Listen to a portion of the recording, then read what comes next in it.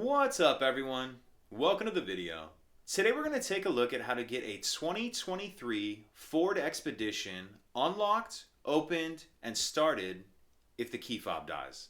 So I've taken the battery out of this key fob to demonstrate.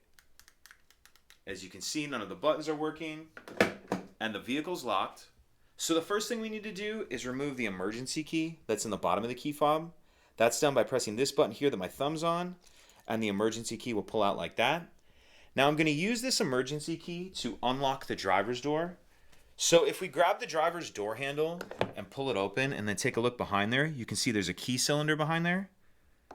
So while I'm holding that the door handle open, I'll put my emergency key in there and turn it to the right or clockwise to unlock. And then go ahead and get the emergency key out, let the door handle go. And now's a good time to go ahead and throw our emergency key back in the key fob just so we don't lose it. Now, as soon as we open the door, the vehicle is going to start beeping. And we're going to have about 10 seconds to start the vehicle, or the full-blown alarm is going to go off. How we're going to start the vehicle with the dead key fob is we're going to get in and place it in the backup transmitter slot that's in the bottom of the cup holder. We'll put the key fob in that slot, and then we'll be able to start the vehicle as normal. I'm going to show all this to you. I'm just going to be going kind of quickly. All right, so let's go ahead and open the door. So you can hear the vehicle beeping at me.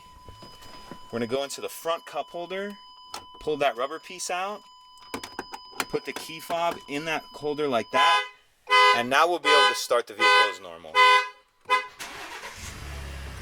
And as you heard there, I didn't quite get to it in time and the actual alarm went off. But as you saw, as soon as you start the vehicle, it will turn the alarm off. So taking a little closer look, just because we were going kind of quick, this is how the key fob was sitting in that backup slot. And again, these little rubber pieces just pull out of there.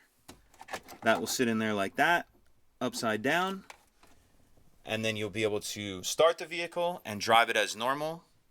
And then the only other thing you'll want to do is replace the battery in your key fob as soon as possible. And I'll put a link in the description box of this video on how to change the battery in this key fob in case you're unfamiliar. If you could take a second to like and subscribe, it helps us out, and I'd appreciate it. Thank you.